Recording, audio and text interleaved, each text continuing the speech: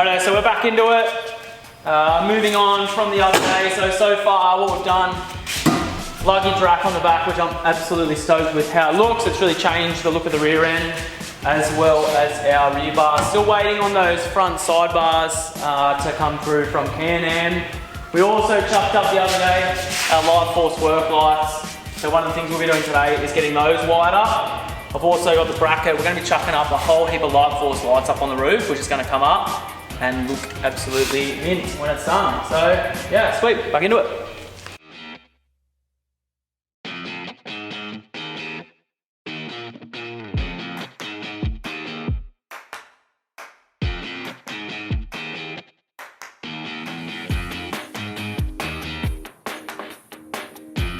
Okay, so after the other day when Woody from Lightforce came down, we had a bit of a chat about which lights we're going to put on the CANAM, and we came up with this idea, chuck 6 of these strikers up on the roof. So perfect little light, low profile, it's not going to be too much taller than the roof by the time we rig it all up. Made in Australia, 1 lux 754 meters. Might be overkill, but it is definitely going to look pretty cool when we're done. Stevens involved here. So the beauty of working with a side-by-side over a full four-wheel drive is it's like no trim or anything like that. So running wiring is 10,000 times easier.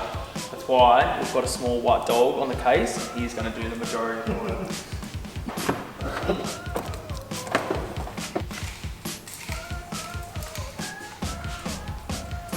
Just measuring up the spacing on the roof there. So there's 2 bolts on the roof that actually attach this roof to the roll cage. So what I'm going to do is make up a bracket that we can attach those Lightforce lights to. So I was just measuring up. So it's basically bang on 1 meter between this ridge and that ridge over there, which just allows that little bit of overhang over those mounting points that'll look quite neat. We'll have to space it up a little bit, and then it should just sit just higher than the roof. I don't want it sitting on the roof because it'll just rub and scratch and stuff like that. And then if I ever decide to take it off, the roof's going to look like a mess. So best thing to do is space it up, get that little bit of clearance, but at the same time we'll try to keep it as low as possible. Anyway, I'm going to get down before I fall. Graceful. It was very graceful.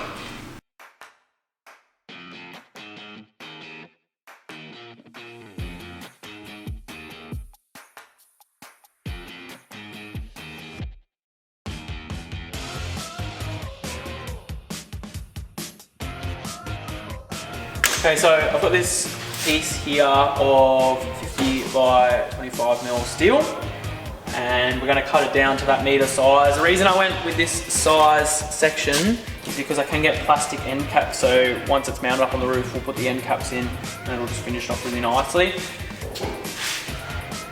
Measure it, we'll cut it, drill all our holes in it once we've worked out the spacing for the lights, and then from there I'm going to take it to Brendan at Fat Coatings. He's going to coat it to match all the existing bar work on it, so it'll basically look like it should be there, as opposed to just some blue or poorly painted piece of steel that I have done my dodgy self.